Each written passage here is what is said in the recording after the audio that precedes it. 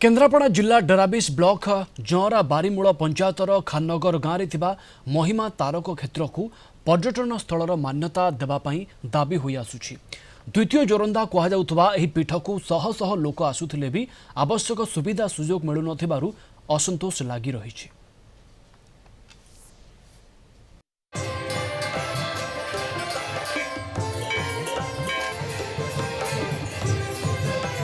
पर्यटन विभागर दृष्टि आढ़ुआल केन्द्रापड़ा जिला डेराबिस ब्लॉक जौरा बारीमूल पंचायत खाननगर गाँव महिमा तारक क्षेत्र एठारे सिद्ध महापुरुषों गादी मंदिर, अखंडवती मंदिर, अखंड धुनी मंदिर, भेकबाना मंदिर, भजन मंडप, सभा मंडप एवं भक्त मानक धर्मशाला और आनंद बजार व्यवस्था रही। पुष्प उद्यान, पुष्करिणी और गोशाला आश्रमर शोभा वर्धन करुछि। 5 एकर जमी गढ़ी उठी यह आध्यात्मिक क्षेत्र। महापुरुषों गादी दर्शन पर प्रत्येक दिन शताध्वक भक्त आसी था। किशोर बाबा से वर्तमान यही आश्रम रक्षणाबेक्षण सब करेश भर पाखापाखि 5 एकर जगार मंदिर अनुष्ठान होती।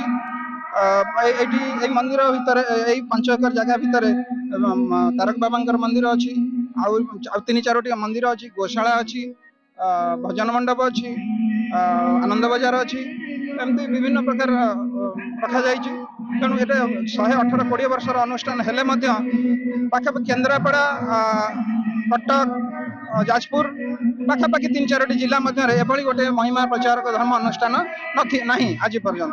राति भी आउरी फंक्शन आउरी अच्छी सेटा भी माने आउरी सुंदर हम, बहुत लोक आसबे मनर हाँ माने एक्चुअली यही साधु संत मान को दर्शन कले जमती आमे भगवान को साक्षात दर्शन करचे से भाया अनुभूति हुए। तो बहुत शांति लगे जोटा कि आमे माने मो कथारे कहि पारुनी। मु तो बाहिक आसली 2 रे कि आम ससुर 5 बुढ़ी धर्म आम अनुप्राणित होगी अच्छु बाबा पाखे।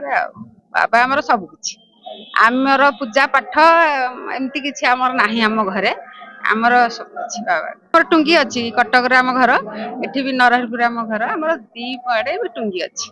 बाबा प्रति मासरे भी कह गले बीजे आम घर को खाते।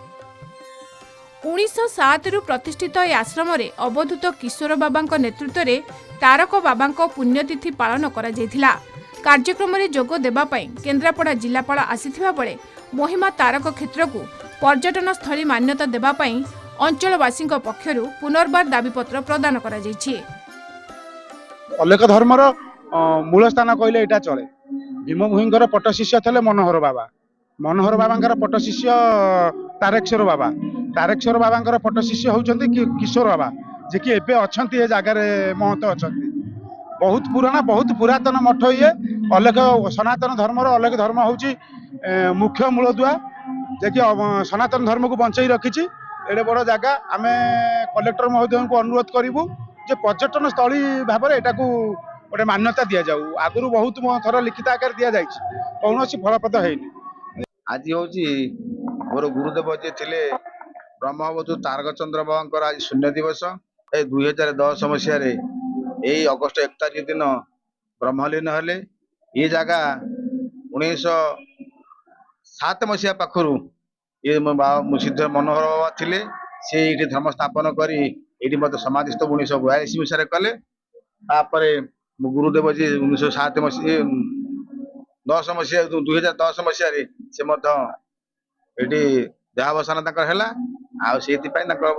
स्मृतिचारण उद्देश्य ये महिमा महोत्सव एवं साधु भक्त मान आत्मा सेवा और जगत मंगल भूताहुत प्रदान करा जाउछि। अखंड झाड़ अखंड बत्ती प्रज्वलन करा जाउछि। पाइछु आमे गोटे अभियोग पाया किंतु गोटे दरखास्त दैछन्ति आमे पाइछु। सो सेटा आमे टूरिस्ट हमर जो टूरिस्ट अफसर अछि ताका द्वारा आमे ताके इंटरव्यू करू एवं तार जहां किछि प्रोजेक्ट है ताके गवर्नमेंट केन्द्रापड़ा सरोज परिडांक रिपोर्ट, कलिंग टीवी।